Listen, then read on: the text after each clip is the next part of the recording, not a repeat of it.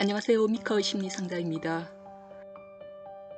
세계 역사상 창부가 황후가 된 일은 간간이 있어도 황후가 창부가 된 경우는 로마 제국의 황후 메살리나를 제외하면 북제의 무성왕후 호시가 유일합니다. 둘은 케이스가 조금 다른데 메살리나가 황후의 신분으로 창부 이상으로 문란한 삶을 살았다면 무성왕후 호시는 나라가 몰락한 후에 말 그대로 직업 창부가 되었습니다. 호황후는 바로 앞 영상에 나온 북제 무성제 고담의 정실로 북제가 몰락한 뒤에 죽었기에 시우가 없어 남편과 같은 무성을 사용하고 있습니다. 그녀는 이조아처럼 명문가 출신으로 아버지가 부귀의 재상이었던 호연이었습니다. 그녀 역시 뛰어난 용모와 매력적인 자태의 소유자였습니다. 그녀는 북제 장광왕 고담이 후궁을 뽑을 때 궁으로 들어가 괜찮은 외모 덕분에 고담의 정실이 되었고 몇 년 후에 아들 셋을 낳았습니다. 10여 년 후에 고담이 제위를 물려받아 무성제가 되자 그녀는 자연스럽게 황후가 되었습니다. 하지만 호씨는 황후가 된 후에 고담의 관심과 총애를 받지 못했습니다. 고담이 호황후와 여러 후궁을 두었음에도 매일같이 술만 마시면 죽은 형의 아내인 이조아에게 집착하여 그녀가 기거하는 소신궁에 가는 데만 온 정신이 팔려 있었기 때문입니다. 이조아와 달리 기질이 방탕했던 호황후는 외로움과 적적함을 견디다 못해 처음에는 환관을 데리고 놀았습니다. 하지만 환관으로부터 얻을 수 있는 위로는 없었습니다. 그러다 언제부터인가 언제나 무성제 옆을 지키는 잘생긴 대신 화사계에게 혹하여 그에게 추파를 던지고 손길을 내밀었습니다. 화사계는 황후와 가까워져서 나쁠 것이 없어 그녀의 손을 잡았고 결국 둘은 밀회를 하는 사이가 되었습니다. 야심이 있었던 화사계는 무성제의 신임을 받는 측근으로 만족하지 않고 실권자가 될 기회를 호시탐탐 노렸습니다. 만약 무성제가 정치 일선에서 물러나고 그의 어린 장남 고의를 제위에 앉힌다면 그것이 가능했습니다. 그래서 그는 무성제에게 수시로 제위는 장남인 고의에게 물려주고 골치 아픈 국사는 대신들에게 맡기고 태상왕이 되어 중요한 결정이나 큰 일만 관여하고 나머지 시간에는 하고 싶은 것을 마음껏 하라고 부추겼습니다. 사치나 향락, 주색에나 관심이 있었을 뿐 정치에 크게 관심이 없었던 고담은 화사계의 그럴듯한 건의를 받아들여 제위 5년 만인 28세에 9세의 고의에게 제위를 물려주었습니다.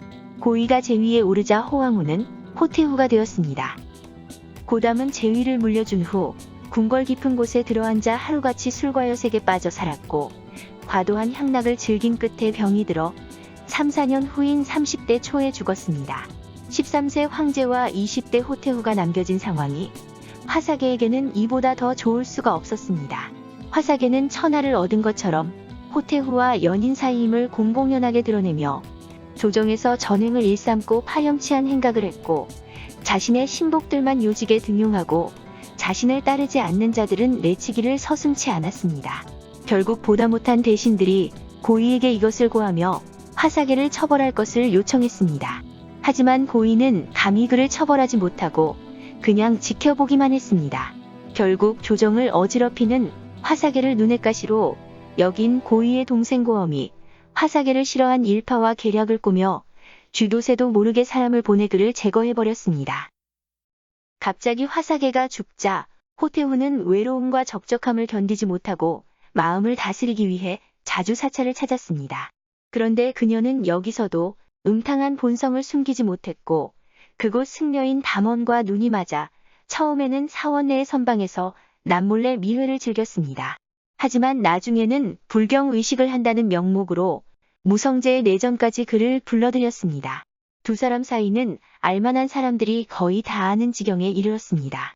당연히 소문이 고의의 귀에까지 들어갔지만 고의는 그냥 흘려들었고 심각하게 받아들이지 않았습니다. 그런데 호태후가 정말 승려들과 노란하고 있다는 것을 고의가 알게 된 결정적 계기가 있었습니다. 그가 문안을 드리기 위해 친모를 방문했다가 호태후 옆에 있던 용모가 좋은 여승을 보고 자신의 침소에 오게 하였는데 끝까지 저항이 심해 알고 봤더니 여장한 남자 승려였습니다.